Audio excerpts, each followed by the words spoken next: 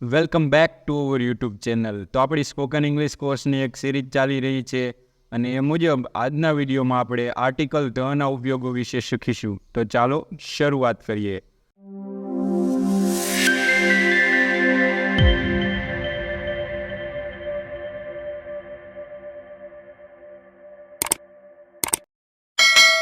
તો આગળના વિડીયોમાં આપણે જોયું હતું કે આર્ટિકલના બે પ્રકાર હોય છે, એક નિશ્ચિત આર્ટિકલ અને એક અનિશ્ચિત આર્ટિકલ.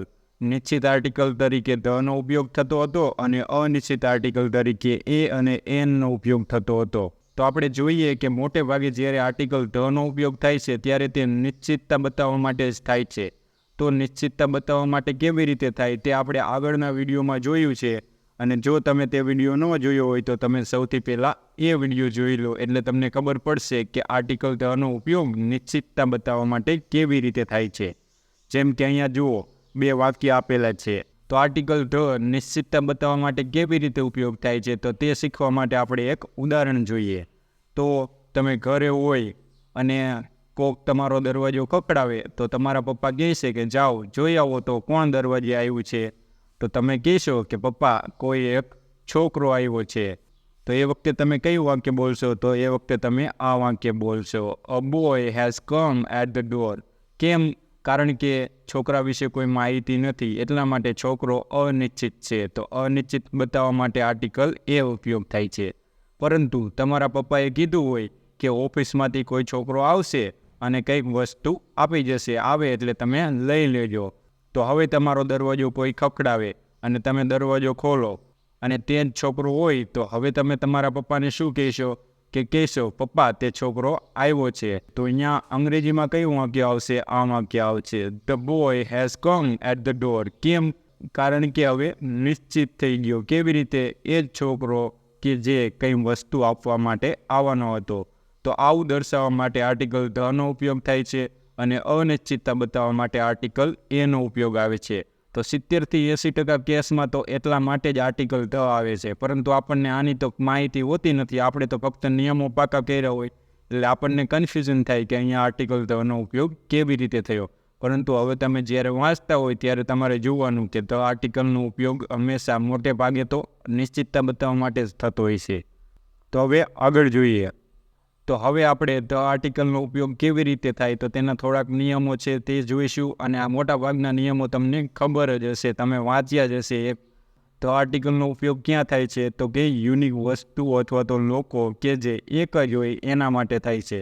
તો ધ આર્ટિકલનો ઉપયોગ ક્યારે થાય? એક જ વસ્તુ હોય જે યુનિક હોય તો એની યુનિકનેસ દર્શાવવા માટે થાય છે. જેમ કે ધ સન. સન એટલે શું થાય? તો કે સૂર્ય. તો સૂર્ય એક જ છે તો એના માટે શું વપરાય? The article. The earth. Earth એટલે શું થાય? પૃથ્વી. તો પૃથ્વી એક જ છે તો એના માટે શું થાય? આર્ટિકલ ધ વપરાય. જેમ કે કોઈ લોકો, લોકોની વાત અહીંયા જુઓ, ધ પ્રેસિડેન્ટ. પ્રેસિડેન્ટ એટલે રાષ્ટ્રપતિ. તો એનું પદ દર્શાવવા માટે આર્ટિકલ ધ વપરાય છે, કારણ કે તે દેશમાં એક જ હોય, એક કરતાં વધારે ન હોય એના લીધે. હવે આપણે આગળ જોઈએ. જે વિશેષણ સમગ્ર જાતિને દર્શાવે છે તેની આગળ. તો આર્ટિકલ ધનો ઉપયોગ ક્યાં થાય છે? તો આર્ટિકલ ધનો ઉપયોગ એવા વિશેષણ આગળ થાય જે સમગ્ર જાતિનો ઉલ્લેખ કરતું હોય. કેવી રીતે? તો અહીંયા જુઓ, ધ ઓલ્ડ. ઓલ્ડ એટલે શું થાય? વૃદ્ધ થાય. તો વૃદ્ધની વાત થતી હોય તો કોઈ એક વૃદ્ધની વાત ન થતી હોય, સમગ્ર જાતિની વાત થતી હોય. એટલે કે જેવો આપણે એમ કહીએ કે વૃદ્ધોને ચાલવા જવું જોઈએ, તો કોઈ એક વૃદ્ધ વ્યક્તિની વાત ન થતી હોય, સમગ્ર જાતિની વાત થતી હોય, તમામ વૃદ્ધ વ્યક્તિઓનો સમાવેશ થતો હોય, તો એ વખતે સમગ્ર જાતિ દર્શાવવા માટે આર્ટિકલ ધનો ઉપયોગ થાય છે. જેમ કે ધ યંગ. યંગ એટલે યુવાન. તો યુવાનો તાકાતવર હોય છે, તો કોઈ એક યુવાન તાકાતવર ન હોય, બધા જ યુવાન તાકાતવર હોય, તો આખો સમગ્ર જાતિનો ઉલ્લેખ કરે તો એ દર્શાવવા માટે આર્ટિકલ ધ વપરાય છે. ત્રીજો નિયમ. આર્ટિકલ ધ પ્રસિદ્ધ ભવનો, સંગ્રહાલય અને સ્મારકો સાથે આર્ટિકલ ધનો ઉપયોગ થાય છે. તો પ્રસિદ્ધ ભવન હોય જેમ કે ધ તાજમહેલ. તો તાજમહેલ એક પ્રસિદ્ધ ભવન છે, જૂનું સ્મારક છે, તો તે એક જ છે એટલા માટે એ સ્મારક સાથે ધ આર્ટિકલ આવે. જેમ કે ધ લાલ કિલ્લા. તો લાલ કિલ્લો એક જ છે અને પ્રસિદ્ધ ભવન છે એટલા માટે તે લાલ કિલ્લા લાગશે. ચોથો નિયમ છે સુપરલેટિવ ડિગ્રીના વિશેષણ સાથે. તો આપણે આગળ જોયું હતું કે ડિગ્રી કેટલી હોય, 3 હોય. અને ડિગ્રી શા માટે ઉપયોગ થાય, તો કે તુલના કરવા માટે થાય. તો એમાં આપણે જોયું હતું કે સુપરલેટિવ ડિગ્રી સાથે હંમેશા ધ આર્ટિકલનો ઉપયોગ થાય છે, જેમ કે ધ હાઈએસ્ટ, ધ મોસ્ટ. તો જ્યારે વાક્યમાં આવશે ત્યારે આપણે ફરી ભાષા જોઈશું. આગળનો નિયમ છે, ક્રમવાચક સંખ્યાઓની પહેલાં આર્ટિકલ ધ આવશે, જેમ કે the first, the second, the third. એવી રીતે જ્યારે ક્રમમાં કોઈ સંખ્યા આપણે ગણવાની હોય તો એની આગળ હંમેશા શું આવશે, આર્ટિકલ ધ.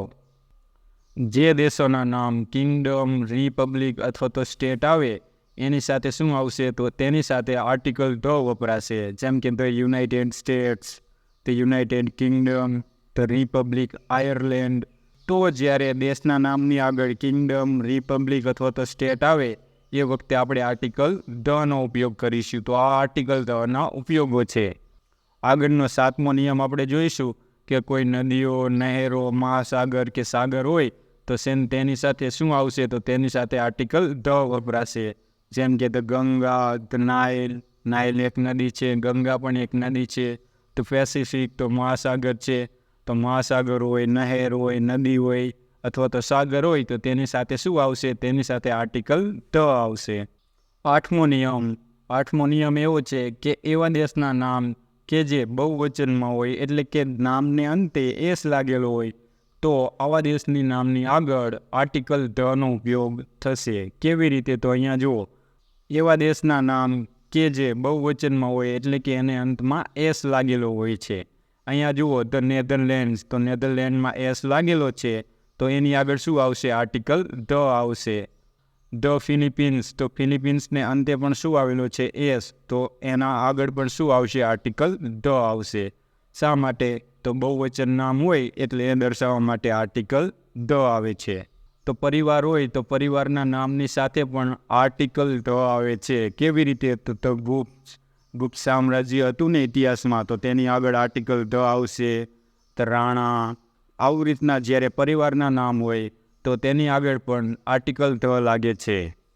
આગળનો નિયમ છે, વાક્યમાં જ્યારે ઓનલીનો અર્થ ફક્ત એક જ એવો અર્થ થતો હોય ત્યારે તેની આગળ શું આવશે, આર્ટિકલ ધ. જેમ કે મારે એક જ દીકરો છે તો આઈ હેવ ધ ઓનલી સન.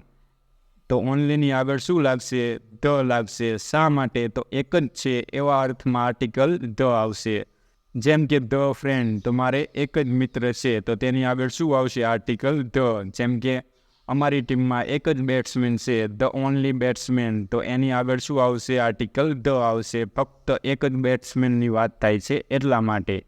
આગળનો નિયમ છે, હોલ પહેલાં અને ઓલ પછી આર્ટિકલ ધ વપરાય છે. જેમ કે all the books are kept on the table.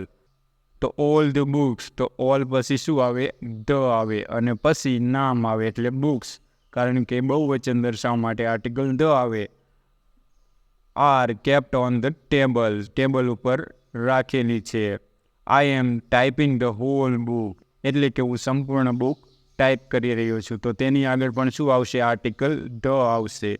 તો હોલ પહેલાં અને ઓલ પછી હંમેશા આર્ટિકલ ધ આવે છે. તો અહીંયા જુઓ, noun plus of plus noun આવી રીતે જ્યારે વાક્યમાં થયેલો હોય ઉપયોગ ત્યારે હંમેશા એની આગળ શું આવશે, આર્ટિકલ ધ. શા માટે, કારણ કે નિશ્ચિત થઈ જશે, આ નામ રહ્યું ને એ નિશ્ચિત થઈ જશે તો નિશ્ચિતતા બતાવવા માટે શું વપરાય, આર્ટિકલ ધ. જેમ કે ધ સ્ટુડન્ટ ઓફ ક્લાસ 6, તો 6થા ધોરણના જ વિદ્યાર્થીઓ પણ કયા ધોરણના, 6થા ધોરણના. તો આ વિદ્યાર્થીઓ કેવા થઈ ગયા, નિશ્ચિત. તો નિશ્ચિતતા બતાવવા માટે શું આવે, આર્ટિકલ ધ. તો જ્યારે નાઉન ઓફ નાઉન હોય ત્યારે હંમેશા આર્ટિકલ ધ આવે છે. જેમ કે the boy of village, village એટલે કે ગામના છોકરાઓ અથવા તો ગામનો છોકરો.